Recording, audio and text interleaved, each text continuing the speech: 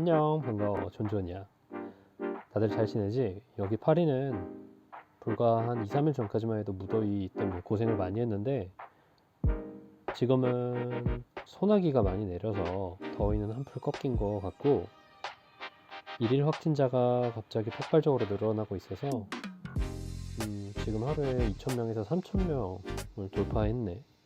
한국도 최근 광화문 집회 때문에 2차 확산세로 시끌시끌한 걸로 알고 있는데 이 영상 시청하는 우리 친구들은 건강 이제 문제 없길 또 감염 때문에 고생하는 일 없길 바랄게. 자, 오늘은 내가 왜 프랑스어를 공부하게 됐는지 그 계기에 대해서 함께 공유해 볼까 해. 나는 프랑스어를 어린 시절부터 공부했던 건 아니고 유학 오기 한 2년 전부터 급하게 시작을 했어. 원래 프랑스에 유학을 오고 싶었던 마음이 오래전부터 있었던 것도 아니었고 크게 관심도 없었는데 나는 2011년에 군대를 입대하고 군 생활하면서 관심을 갖게 된 경우야. 우연찮게 내가 군대 입대 전에 2011년 9월에 입대를 했고 그 전에 대학교 휴학을 하고 2011년 초부터 이제 가을까지 아르바이트를 많이 했는데 홍대에서 그 유럽 그리고 미국 배낭여행객들이 많이 찾아오는 게스트하우스였거든. 거기에서 이제 매니저로 오래 일을 했는데 그곳에서 일하면서 영어 실력을 쌓고자 하는 마음이 가장 컸고, 그리고 부수적으로 이제 유럽에서 오는 사람들은 어떤 마인드로 어떤 생활 패턴을 또 가지고 있나, 라이프 스타일을 가지고 있나 궁금해서 그렇게 게스트하우스 일을 했던 게 도움이 됐어. 그래서 장기 투숙자들이 간간히 있었는데 그 프랑스나 독일, 뭐 네덜란드에서 온 장기 투숙자들이 이렇게 단어를 몇 개 알려주기도 했고 또 알파벳 같은 거를 이제 그 나라 방식으로 읽는 걸 이제 읽어주면서 나도 맛보기로 체험을 하다 보니까 그때 우연찮게 관심이 생겨서 틈나면 읽어봐야지, 공부해봐야지 라고 생각을 해서 샀던 그 기초 회화나 기초 어휘 책들이 그냥 먼지만 쌓여 있었어. 그렇게 책을 샀던 것도 까먹은 채 군대 입대를 했는데 내가 2011년 9월에 공군에 입대를 했거든. 그래서 병으로 입대해서 운전병으로 군복무를 했는데 나는 이제 교대 근무를 하는 이제 헌병으로 빠져가지고 열심히 공부를 해서 안에서 이제 시험을 쳐서 자대 배치를 받기 때문에 성적 순으로 자대 배치 받는 거에서 이제 내가 원하는 곳으로 가기 위해서 경쟁을 해서 서울로 왔지. 그래서 내가 원하는 곳에 또 집 가까운 곳에 오게 돼서 근무를 하는데 여기가 너무 생활이 바쁘다 보니까 음, 내가 평소에 어릴 때부터 많은 스포츠 그리고 짧게나마 체대 입시도 해서 이제 체력을 많이 올렸다고 생각을 해서 나는 뭐 별 무리 없이 별 탈 없이 군 생활을 할 거라 생각을 했는데 군 생활 시작한 지 6개월 만에 허리와 목을 크게 다치는 일이 있었어. 그것도 아주 황당한 이유로 내가 2등병에서 일병으로 첫 진급을 하는 날 그 자정을 넘긴 시간에 새벽 근무를 하려고 침대에서 일어나다가 허리와 목이 갑자기 어, 엄청난 통증과 함께 힘이 안 들어가기 시작하는 거야. 움직일 수가 없었지. 그래서 그렇게 달달 떨면서 추운 겨울날에 들것에 실려가지고 병원 여기저기 막 전전하면서 진통제 맞아가면서 검사를 했더니 추간판 탈출증을 진단받았어. 디스크라고 하지. 그래서 디스크 이제 허리 요추에 3개 나가고 목에 3개 나가고 그래서 사람들이 기침하다가도 나가고 뭐 앉아서 볼일 볼 때 배에 힘주다가도 나갈 수도 있다고 하는데 이렇게 황당하게 하루아침에 일상이 송두리째 바뀔 수도 있구나라는 걸 그때 처음 깨달았지. 그래서 그때 이제 몸을 처음 다치고 어떻게 살아야 될지 굉장히 막막했는데 그때 어, 별 생각 없이 그냥 뭐 나는 사람 만나는 거 좋아하고 기술 배우는 거 좋아하니까 어, 내 몸 하나 믿고 그렇게 열심히 해보지 뭐 라는 생각으로 그냥 막연하게 지내왔었던 나였는데 그렇게 다치니까 한순간 그 모든 무계획적으로 그냥 즉흥적으로 사는 걸 더 이상 할 수 없게 된 거지. 그래서 덜컥 겁이 났고 대학교를 제대하고 복학을 같은 학교는 하기가 너무 싫어서 아직 진로를 뭘 해야 될지도 모르겠는 그런 이제 막막함에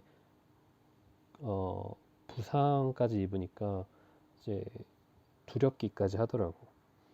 그래서 이 끝을 모르는 막 그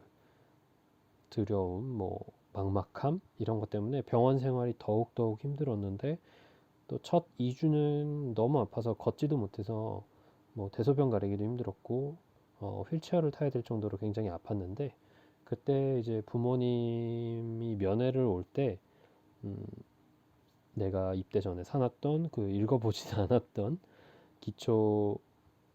불어 기초 책 그리고 독일어 기초 책을 좀 가져다 달라고 얘기를 했어. 그래서 그렇게 병상에 누워 있으면서 처음 불어를 또 독일어를 그렇게 공부하기 시작했는데 독일과 프랑스는 기본적으로 국립대에 진학하는 학생들, 유학생들은 학비를 부담하지 않도록 자국민과 비슷한 거의 동등한 대우를 해준다고 들었기 때문에 그렇게 외국어 공부를 두 개 다 해봐서 내가 혼자 남은 군생활 동안 1년 넘게 아직 남아있는 군생활 동안 혼자 공부를 했을 때 가장 빨리 습득할 수 있는 언어를 또 내가 흥미를 더 오래 지속할 수 있을 것 같은 언어를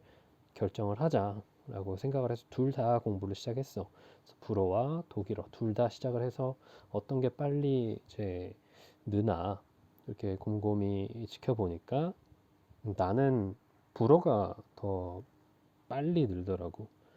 영단어랑 비슷한 어휘가 불어와 상당히 많았고 그렇게 겹치는 어휘 그리고 어순도 그렇게 영어랑 다르지 않았던 것 같고 또 게스트하우스 일하면서 그 영어 회화나 뭐 기타 그 청해 능력 같은 게 많이 늘었던 게 도움이 됐어.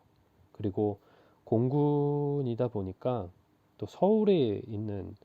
그 경쟁이 치열한 와중에 그 공군 안에서도 또 훈련소에서 선별을 거쳐서 온 친구들이 많다 보니까 대부분 그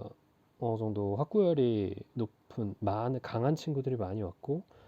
또 기본적으로 서울에 있다 보니까 집도 서울이면서 대학교도 서울이나 뭐 유명한 대학교에 재학 중인 친구들이 많이 와서 내가 복무할 했던 그 소대라고 하는데 생활관에 50명이 조금 안 됐었던 인원 중에 절반 가까운 인원이 서울에 있는 대학교에 재학을 했었고 뭐 흔히들 뭐 서성한, 중경외시 그리고 뭐 스카이 재학하는 친구들도 막 10명 가까이 됐었고 또 유학파 친구들도 한 10명 정도 됐던 걸로 기억해. 그래서 50명 안 되는 인원 중에 과반수가 그렇게 이제 유학이나 또 상위권 대학에 재학 중이던 친구들이 많이 왔기 때문에 어, 면학 분위기도 굉장히 좋은 편이었고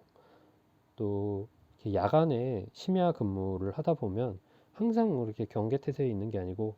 어, 보초도 돌아가면서 서기 때문에 이 사무실에서 기본적으로 해야 하는 업무들을 맞춰 놓으면 평상시에는 간부들도 뭐 본인 공부를 하거나 아니면 뭐 핸드폰 게임을 하거나 이렇게 대기하고 있기 때문에 좀 좋은 선임들, 좋은 이제 분대원들을 만나면 계급이 어느 정도 낮아도 너무 이렇게 막내 한창 일배어될 시기만 아니면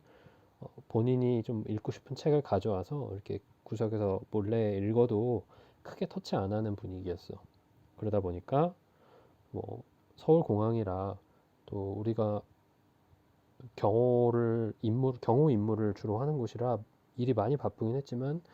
그래도 짬짬이 공부를 할 수 있는 분위기라 음, 병원에서 퇴원하고 다시 복귀해서 남은 이제 군복무를 하는 동안 어느 정도 좀 불어 공부를 할 수 있었어. 그래서 그렇게 혼자 공부를 하면서 유학을 또 간다는 게 비용이 안 드는 게 꽤 그래도 들기 때문에 뭐 영미권 미국이나 뭐 뉴질랜드, 호주 이런 유학 그 영미권 유학보다는 훨씬 저렴하지만 그래도 어 우리 뭐 흔히 말해 지방에서 서울로 상경해서 유학하는 서울에서 자취 생활하는 친구들처럼 그런 비용은 생활비는 당연히 들어가거든. 그런 걸 감안했을 때 이제 어릴 때부터 워낙 부모님한테 내가 첫째라고 좀 부모님이 어려운 살림 와중에 그 생활 그에 불구하고 빚을 내서 공부를 많이 시켜주고 또 이것저것 스포츠도 많이 체험하게 해주셨는데 어 이제 성인이고 음 내가 반수를 하겠다고 선뜻 말하지도 못하겠고 내 자신이 없으니까 공부에 그래서 부모님한테 음 이제 마지막으로 내가 1년 동안 프랑스에서 공부할 수 있는 그 생활비만 지원해주면 그 이후엔 내가 죽이 되든 밥이 되든 어떻게든 유학 생활을 해보겠다 라고 얘기를 꺼냈지. 그래서 그 이후로 상당히 부모님과 마찰이 많았고 막 밤에 자다가도 날 깨워가지고 막 고성이 오갔었던 적이 정말 많았는데 그만큼 내가 프랑스에 뭐 연고가 있는 것도 아니고 아는 지인이 있는 것도 아니어서 굉장히 어떻게 보면은 성공 가능성이 희박한데 어, 반수를 하나 한국에서 수능 공부를 다시 하나 뭐 유학을 유럽으로 가나 그 비용은 둘 다 회수하기 힘든 성공 가능성이 굉장히 둘 다 희박했지만 그래도 한국에서 할 바에는 음, 유럽에 나가서 서구 문화는 어떤지 공부하면서 여행과는 좀 다르게 좀 깊이 공부할 수 있지 않을까라는 생각에 부모님을 그래도 설득을 해서 군 복무 중에 내가 그럼 이 델프 시험을 봐서 붙어오겠다. 아직 공부한 지 얼마 안 됐는데 지금 한 달이 안 됐지만 이번 다음 달에 시험이 있으니까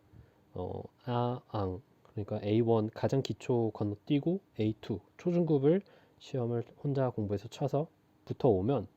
합격을 하면 첫 1년 유학 비용을 좀 도와달라고 이렇게 부탁을 드렸지. 그래서 부모님은 내가 이 시험에 떨어질 거라고 생각을 하셔서 솔직히 뭐 학원을 다닌 것도 아니고 뭐 과외를 받을 수 있는 것도 아니고 그래서 혼자 공부를 해야 되는데 맨땅에 헤딩으로 누가 알려주는 것도 아닌데 그렇게 2달 만에 그 시험 봐서 붙을 거라고 생각을 안 하셨지. 그래서 덜컥 약속을 허락을 해주셨는데 운 좋게 턱걸이로 그 시험을 붙어서 오니까 부모님도 약간 얘가 뭐지? 언어에 좀 소질이 있나? 이런 생각도 하셨나 봐. 그래서 너가 그럼 지금부터 이 시험을 붙었으니까 이 다음 시험도 잘 준비하고 1년 공부해서 대학교를 들어가라. 이렇게 약속을 받아내고 그렇게 이제 프랑스 유학을 준비를 했던 것 같아. 그래서 그 계기가 내가 몸을 다쳐서 불어 공부를 시작하게 됐고 또 그 군 입대 직전에 했던 외국인을 많이 만날 수 있는 그런 게스트하우스 알바가 나에겐 굉장히 큰 도움이 되지 않았나 그렇게 생각을 해. 장황하게 좀 두서없이 얘기한 것 같은데 음, 내가 하는 이런 이제 경험담으로 인해서 이 영상을 보는 또 프랑스 유학, 또 유럽 유학에 관심이 있고 또 유학을 와서 어떤 공부를 해야 될지 마음이 안 잡히고 좀 답답한 친구들한테 조금이나마 좀 도움이 됐으면 좋겠고 내가 답변이 가능한 선에서 궁금한 거 있으면 댓글로 남겨주는 거 최대한 내가 아는 범위 내에서 답변을 줄 수 있도록 할게. 또 앞으로 이런 여기 현지 생활에 관한 팁도 정말 TMI 같은 작은 팁들부터 해서 내가 나만의 유학 생활을 해오면서 또 나만의 분야에서 공부를 했던 거, 얻었던 거, 보고 느꼈던 것들도 영상으로 함께 남길 테니까 또 많은 관심 보내줬으면 좋겠어. 또 많은 도움이 됐으면 좋겠고, 너무 고민하지 말고 또 궁금한 거 있으면 댓글 많이 남겨줘. 자, 긴 시간 내 영상 봐줘서 고맙고, 다음엔 더 좋은 영상으로 찾아오도록 할게. 그때까지 다들 건강하고 안녕. 아비아또, 차오차오.